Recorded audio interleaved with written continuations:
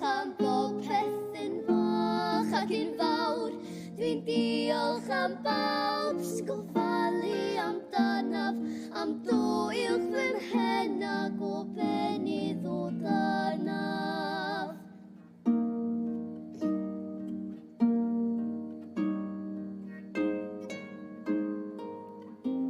Dwi'n diolch am ffrindiau sy'n gwneud i'n hapus.